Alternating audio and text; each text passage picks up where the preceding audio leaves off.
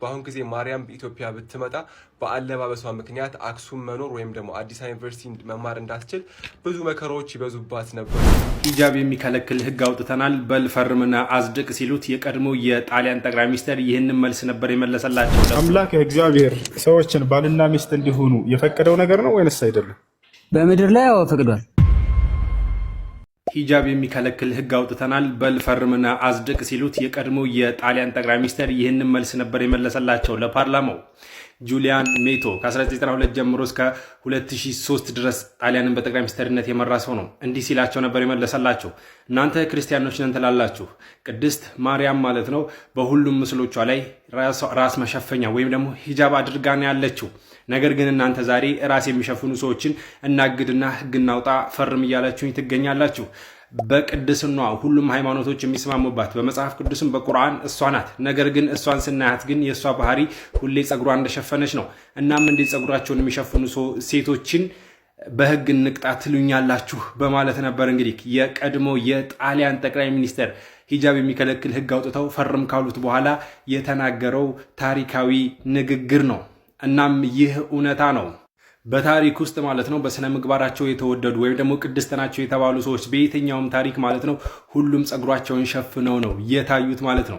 እናም ጁሊያን ሜቶ ይህ ንግግሩ በአንድ ሰሞን መነጋገሪያ ሆኗል። ይህ ሰው በጣም ከባድ ሰው ነው። የአውሮፓ ህግን ካረቀቁት መካከልም አንደኛው እንደሆነ ይነገርለታል። እስኪ ስለዚህ ጉዳይ ሀሳባችሁን በኮሜንት አስቀምጡ። ለተመሳሳይ መረጃ የፕላስ ምልክቷን መጫናችሁን አትርሱ። ሁላችሁም ይህንን ጽሑፍ አንብቡ። ስለተወዳጇ መርየም ወይም ደግሞ ቅድስት ማርያም በኦርቶዶክሶችም ሆነ በሙስሊሞች ዘንድ እጅግ በጣም ስለተከበረችዋ ሴት ኡስታዝ አቡበከር አህመድ ያጋራው እጅግ በጣም የሚገርም መልእክት ነው ብዬ አስባለሁኝ። እዚህ ጋር እንደምታነቡት በአሁን ጊዜ ማርያም በኢትዮጵያ ብትመጣ በአለባበሷ ምክንያት አክሱም መኖር ወይም ደግሞ አዲስ አበባ ዩኒቨርሲቲ መማር እንዳትችል ብዙ መከራዎች ይበዙባት ነበር ሲል ነበር ኡስታዝ ያጋራው ማለት ነው። እንደምታውቁት መርየም ወይም ደግሞ የኢየሱስ እናት ማርያም ለክርስቲያኖች እንደ ኦርቶዶክሶች ወገኖቻችን አጠራር ማለት ነው እጅግ በጣም የተከበረችና እጅግ በጣም ትልቅ ቦታ የሚሰጣት ሴት ነች። እንደውም በእኛ በቁርአናችንም በስሟ ጭምር ሱራ የተሰየመላት እጅግ በጣም የምትወደድና የኢየሱስ ክርስቶስ ወይም ደግሞ የኢሳ እናት ነች። ይህች ሴት ደግሞ ሁላችንም እንደምናውቀው እንደ እስልምናም ያው የተሸፈነችና የተደብቅ ማለት ጥብቅ የሆነ ሴት እንደሆነች ግልጽ ነው።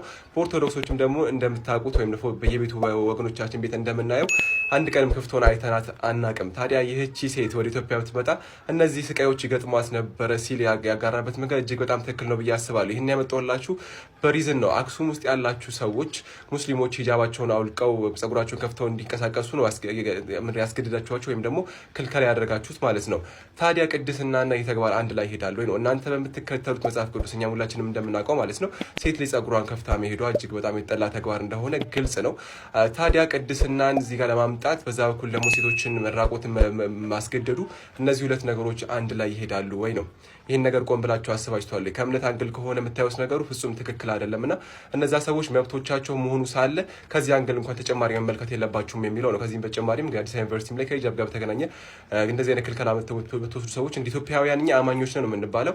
ምናልባት አመራሮች አክሱም ያላችሁት ያላችሁትም ወይም ሙስሊም ኦርቶዶክስ እንደዚህ ነው ልትሆኑ የምትችሉት በብዛት ማለት ነው። ስለዚህ ያደረጋችሁ ያላችሁት ነገር ፍጹም ትክክል እንዳልሆነ ይሄ ነገር እጅግ በጣም አስረጂ ነው ብዬ አስባለሁ።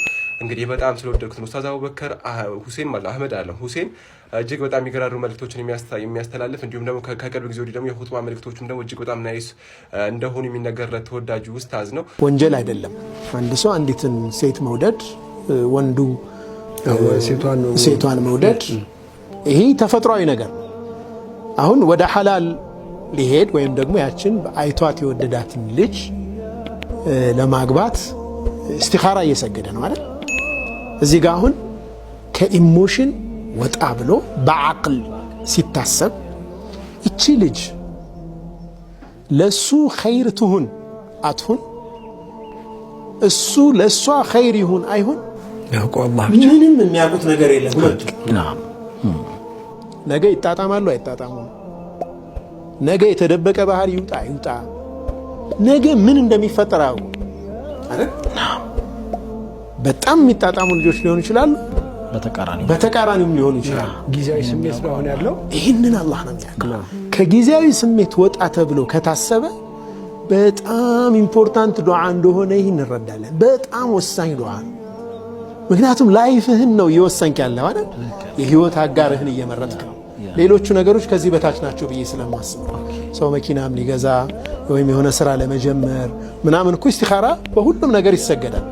ግን የህይወት አጋርህን ለመምረጥ በምትወስንበት ጊዜ ከስሜትህ ነፃ ሆነ ለአላህ ምርጫውን መተው፣ ያኔ ሰኪና ይኖርሃል። ነገሩም ሲሆን ኸይር እየሆነ እንደሆነ ታውቃለህ። አላህ አድርጎልሃል።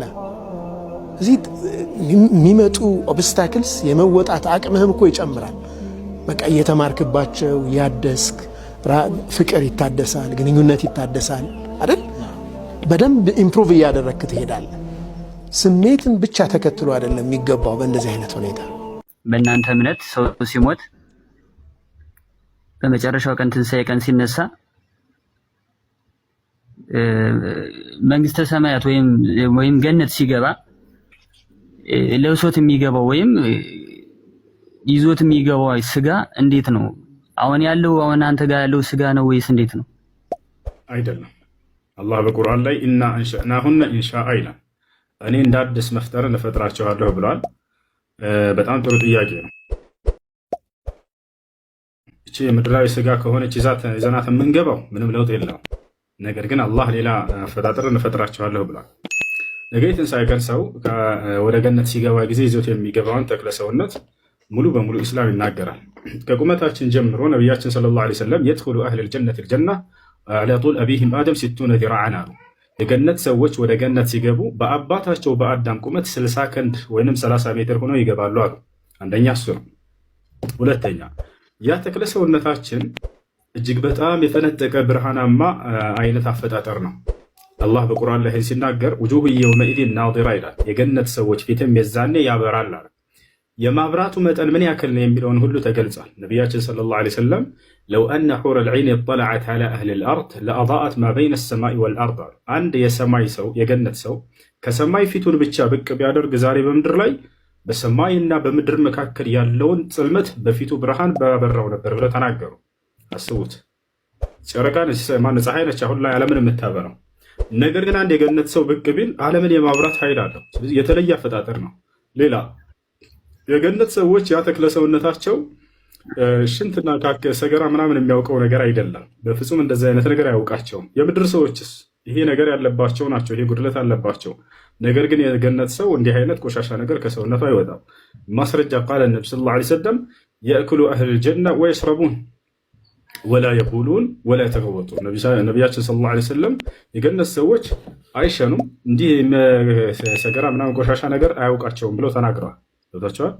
ይሄ እንዳው በጥቂቱ ነው፣ በጥቂቱ ከነገርኳቸው መካከል ነው። ስለዚህ እንደ ምድራዊ አይነት ሰው አይደለችም ያቺ ሰውነታችን። እሺ። እና በጀነት ልጃገረዶች ምናምን ሴት ልጃገረዶች እንዳሉ ምናምን ይነገራል። እና በገነትም እንደዚህ አይነት ስሜት አለ? ኦኬ። በገነት ውስጥ ይሄ 72 ምናምን የሚል እሱ ስህተት ነው። 72ቱን ተወውና ግን በገነት ውስጥ አለ ሚስት አለ ባልና ሚስት ነው ሰዎች ይኖራሉ። ጀነቱ ላይ ሰፊሃ አዕዘብ አሉ ነብዩ ሰለላሁ ዐለይሂ ወሰለም በገነት ውስጥ ላጤ የለም ባሉ። ስለዚህ ሁሉም ሰው ትዳር ይኖረዋል፣ ባልና ሚስት ነው መኖር አለ። በምድር ላይ የተከለከለ ነገር በሰማይ ሁሲ የጥያቄን ግልጽ ላድርግልህ እዚህ ጋር። እሺ፣ በጀነት ላይ ልጃገረዶች ድንግል ልጃገረዶች ሴት ልጆች እንዳሉ ይነገራል። በዛ ልክ ማለቴ እዚህ ምድር ላይ የሄደ ሰው ወንድ የተባለ ሂዶ እዛ ሁሉም ልጃገረድ ወንድ ድንግል ልጃገረድ ይጠብቋል? ገነት ውስጥ ሚስት አለ ልጃገረድ አለ። እሺ፣ ሴቶችስ? ሴቶችም ልክ እንደ አንድ ወንድ አላቸው ወንዶችም ሴት አለ። ሁሉም አላቸው። ቅድም እየተናገርኩ ነበር። ግን ማለቴ እንደዚህ ሲሆን የፈጣሪን እንደዚህ ሲሆን ግን በሰማይ ቤት ለፈጣሪ ግን እንደዚህ አይነት ነገር ተገቢ ነው ብለህ ታስባለህ? እንደዚህ አይነት ቢያንስ አሁን እንደዚህ ግንኙነት ካለ መቆሸሽ አለ መቼስ። ግንኙነት መቼም እርካታ አለ። መቆሸሽ ስትል ማለቴ መቼስ አንተ ግንኙነት ስታረግ ከሴት ልጅ ጋር መቼስ ንጹህ አትሆንም። እንዴት መቆሸሽ ስትል አልገባኝም። ማለቴ ባልና ሚስት ነው መኖርን አምላክ የሚፈቅደው ነገር እኮ ነው። በምድር ላይም ይሄን ነገር እስከፈቀደው ድረስ አይ በእኛ የለም፣ ለምሳሌ በእኛ የለም እንደዛ። ለአምላክ እግዚአብሔር ሰዎችን ባልና ሚስት እንዲሆኑ የፈቀደው ነገር ነው ወይንስ አይደለም? በምድር ላይ አዎ ፈቅዷል። ታዲያ መቆሸሽ ከሆነ ይሄ ነገር መርከስ ከሆነ ለምን ፈቀደው በምድር ላይ? መቆሸሽ ያልኩበት ምክንያት ምን ላይ መሰለ? ግንኙነት ሲያደርጉ